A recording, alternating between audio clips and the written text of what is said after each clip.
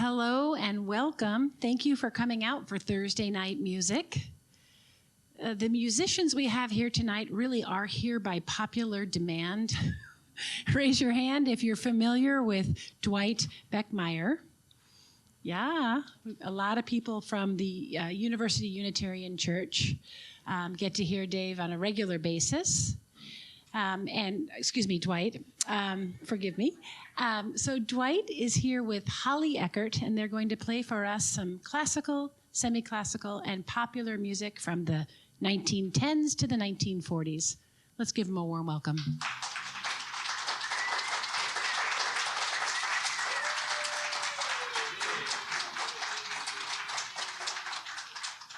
Thank you very much. I love that we get to take a bow, and we haven't even played yet.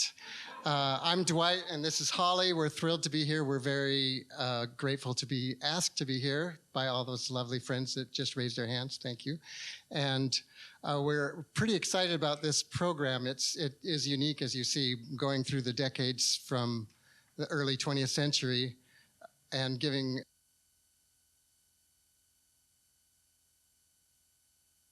of classical, semi-classical, and pop. So, and as you see on the program, how we will do this is each decade you can read it from left to right. So, starting with the classical, then the semi-classical, and then, yes. So we're going to start with, well, first of all, the 1910s. What was happening in the 1910s? We have a wonderful start with the advent of World War I, the flu epidemic, and the Titanic. But on the plus side, the Oreo cookie was invented, and the crossword puzzle as well. Yes. So we're going to start with Lily Boulanger, and Holly will tell us a little about Lily. Thank you. So Lily Boulanger, one second. There we go.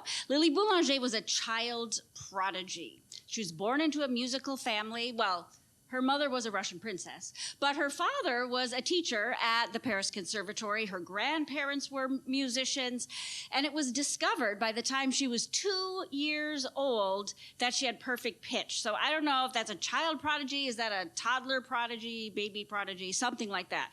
By the age of 5, she was tagging along with her sister to the Paris Conservatory and starting to take classes in music theory and composition. Age 5. Pretty impressive? So who is this sister? This sister is Nadia Boulanger. Does that ring a bell with anyone? I'm seeing some, yes. Okay, so the theme of Nadia Boulanger will be weaving throughout the program here tonight. But today we are going to play a piece by Lily.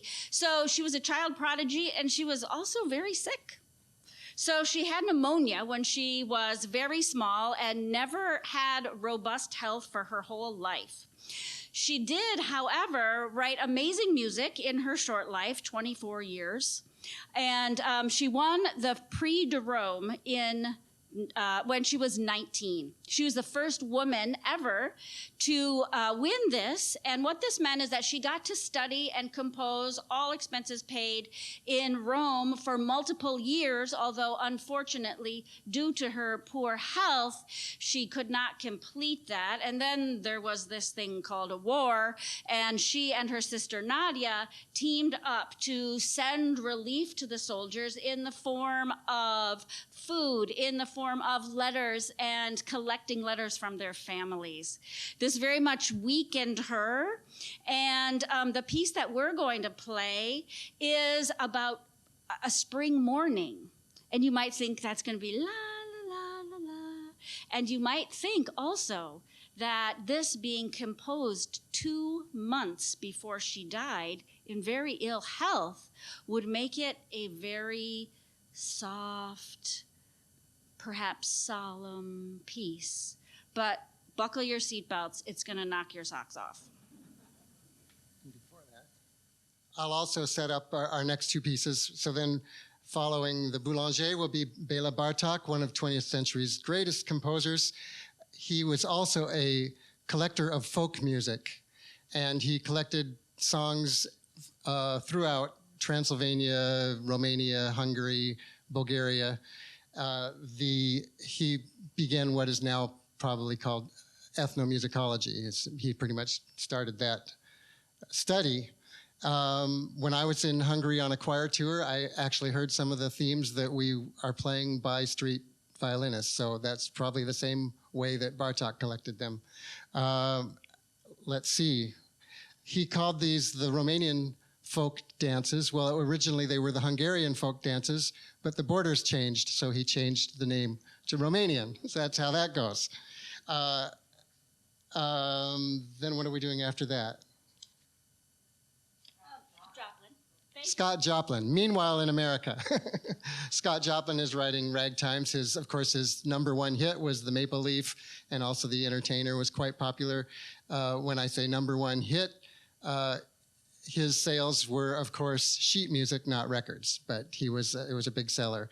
We chose the Felicity Rag because it fits in our theme of the decade, and it was written in 1912, so it fits the 1910s decade.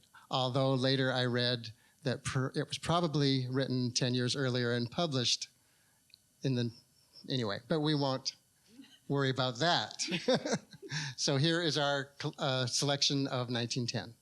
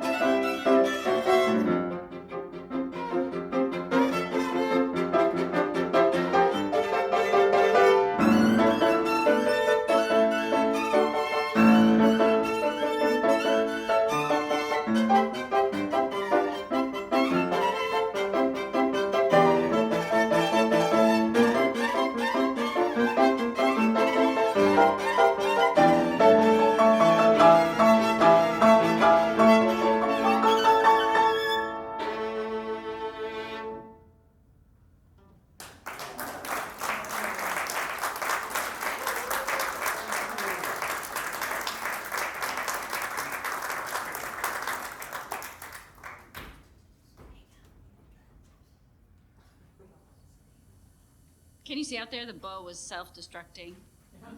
There we go. Okay.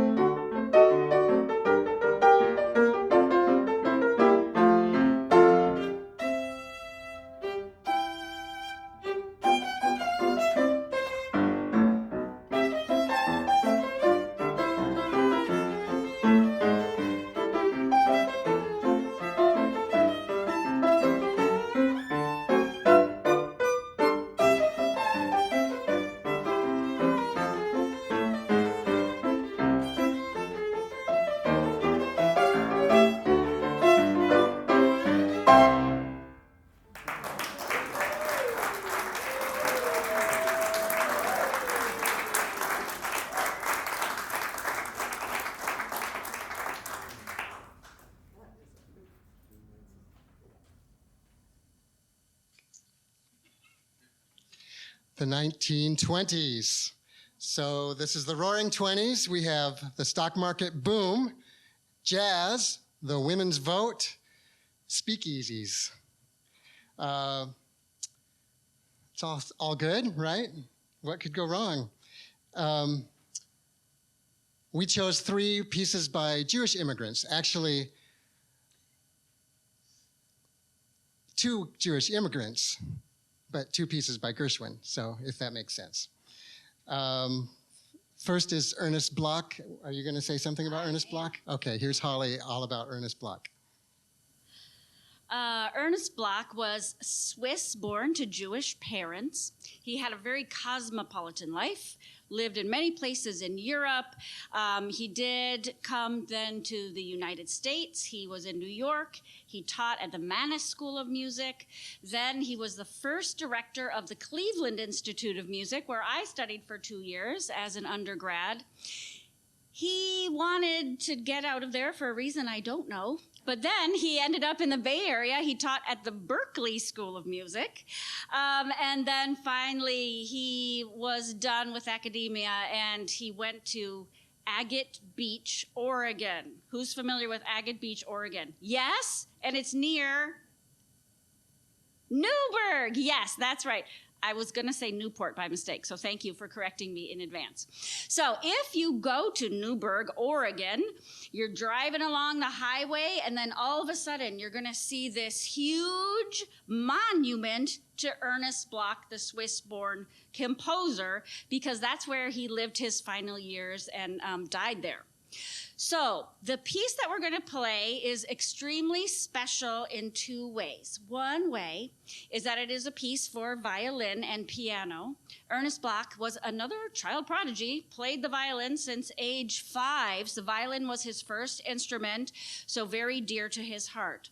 Then, his Jewish heritage.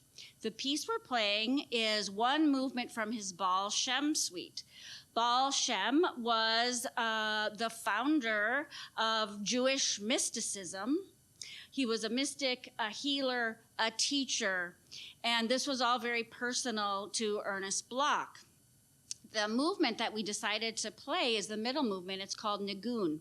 And the purpose of a Nigun the Nigun is actually a sung piece, but it's sung without words. Because the purpose of the Nigun is to transport the singer to a higher plane. So you think about the whirling dervishes. I mean, they're not just turning in circles for fun. They're doing that as a way to unite with the divine. And that's what a Nigun is about. So rather than singing some words, there would just be some syllables, le, something like that. It's very improvisatory.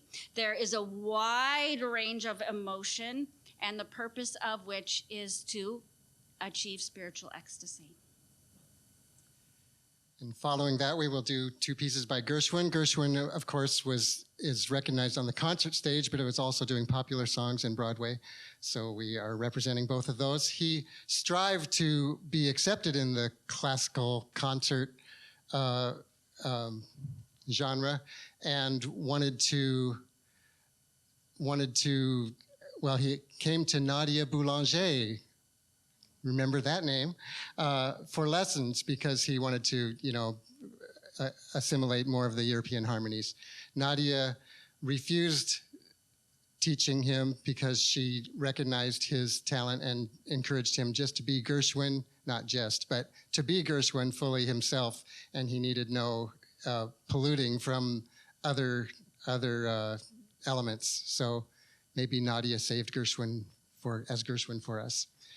So we're doing Prelude, which was really originally written for piano, and later Jascha Heifetz arranged it for piano and violin. We're thrilled to play them together. And then our pop piece, which is Lady Be Good, yes. So there we go.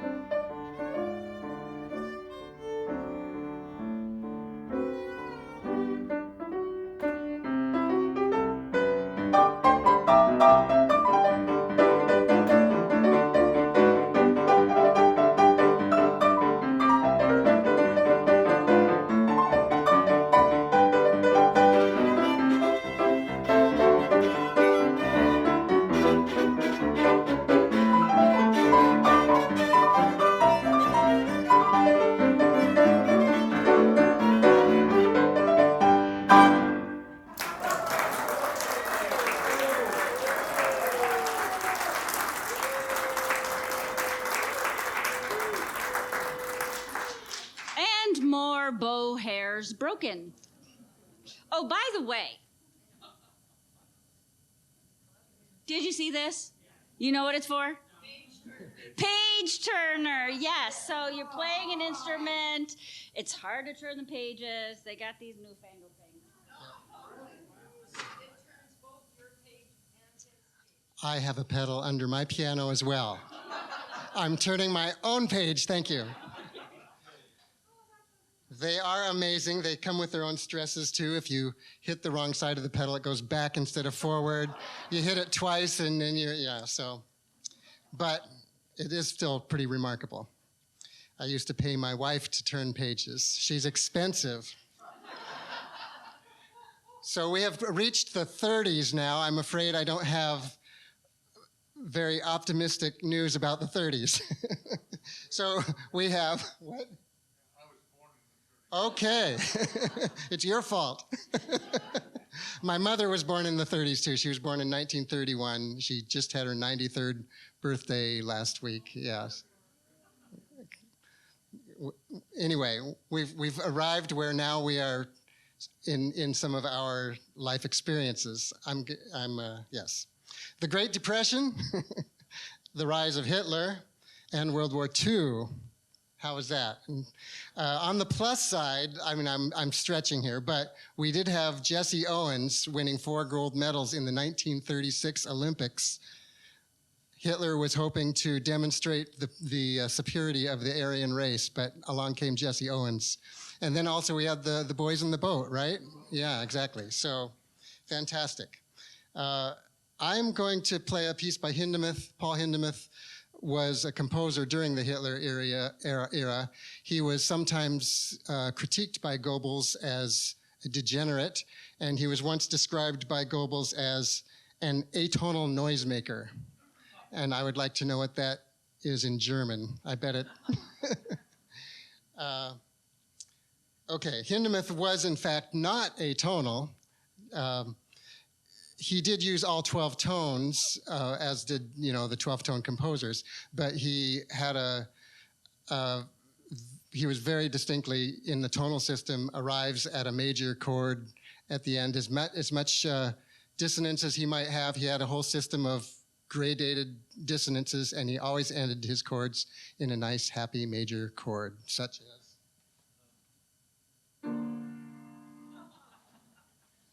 every one of his pieces. So he used all 12 notes, but had, yes. And he wrote a treatise about his system of dissonance to consonance, and you'll never guess who wanted to publish it in France. Nadia Boulanger, the woman of our discussions here. So that's that. Then do I need to set something else up? I'm doing Hindemith, and then Kurt Weill, who was writing at the same time period in Germany, along with the playwright Brecht. I'll just say Brecht.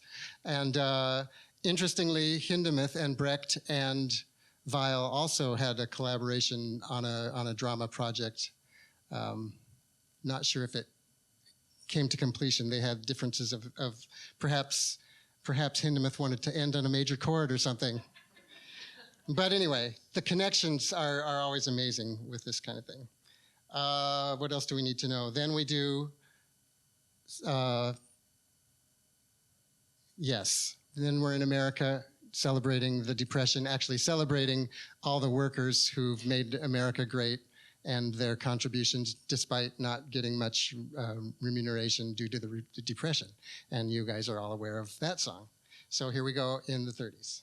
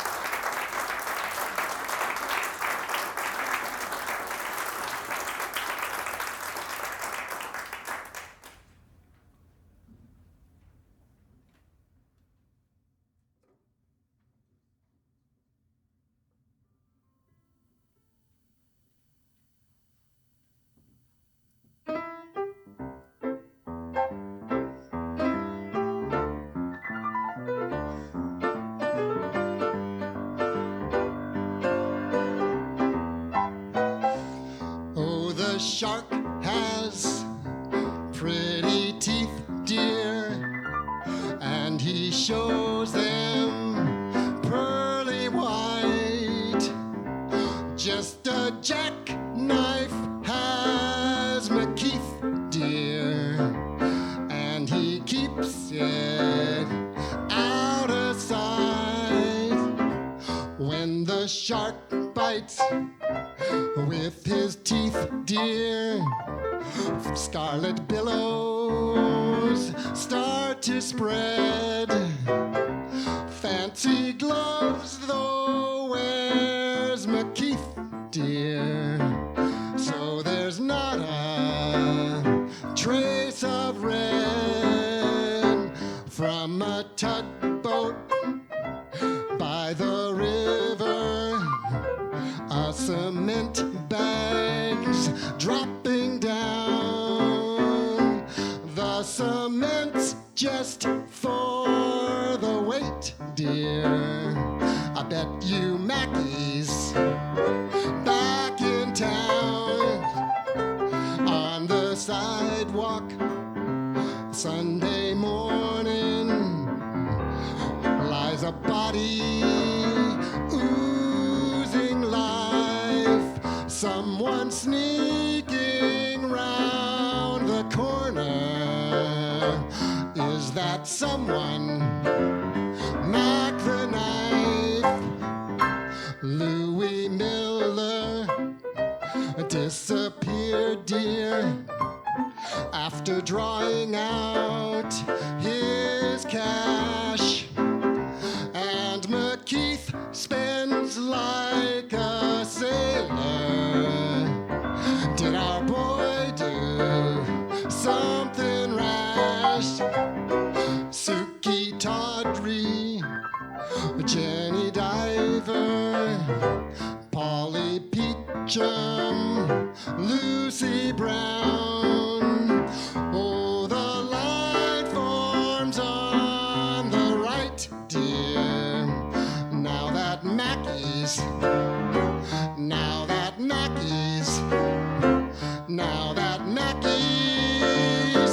back in town.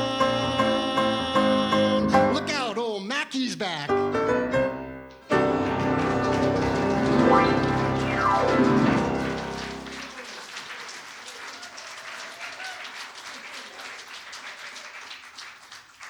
Every violin recital needs a vocal, right? Surprise, surprise. And a ukulele. So these two I wanted to sing just because the words deliver the song. Brother, Can You Spare a Dime? Though great on the violin. Yes. Anyway, I love singing this one. Here we go.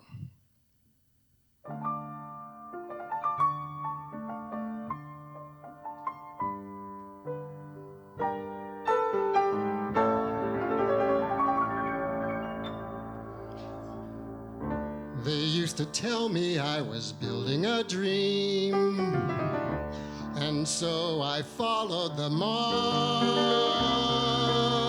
When there was earth to move or guns to bear, I was always there, right there on the job.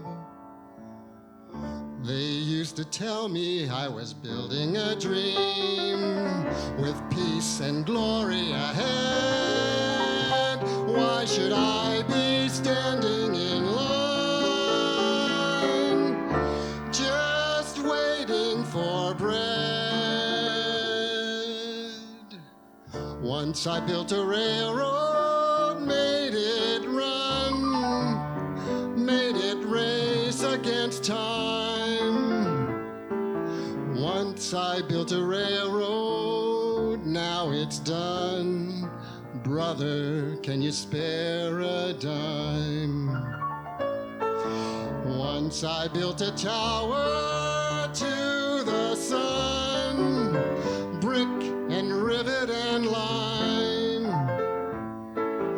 Once I built a tower, now it's done. Brother, can you spare a dime?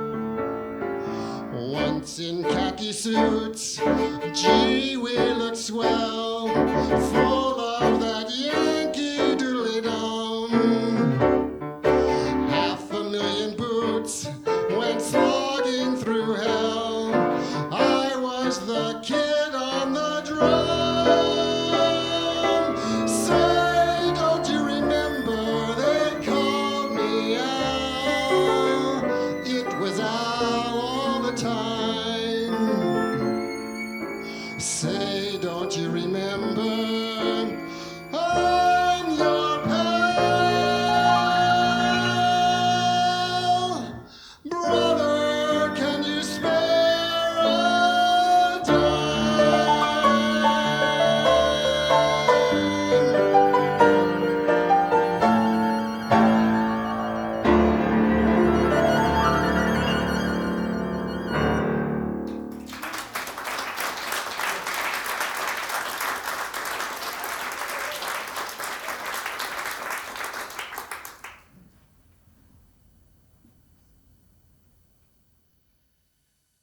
Well, the 1940s. I think I'm going to leave the 1940s up to you. You guys experienced it more than I do. We're thick in the middle of World War II, and we have the end of World War II. We have the beginning of the Cold War, and what else should I say? Oh, well, yes, the atomic bomb, the first use of an atomic bomb on humans. And of course, the revelation of the concentration camps. Grisly times. And this is the great generation that lived through these and carried us through these times. And we want to remember, of course. So what are we playing?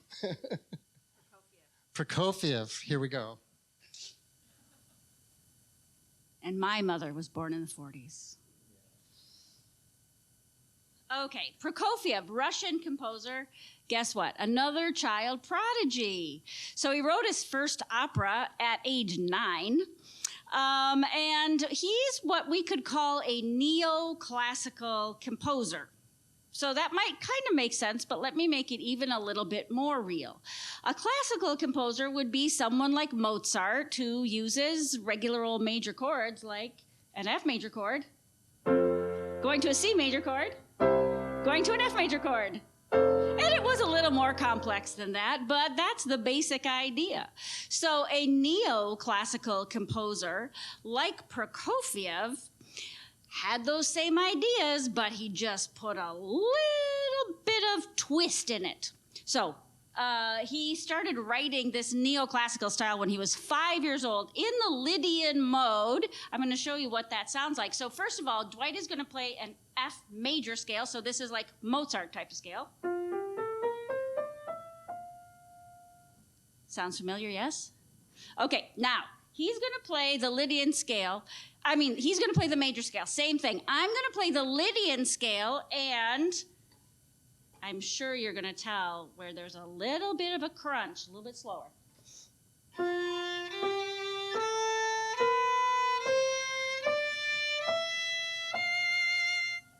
I'm quite sure you heard that.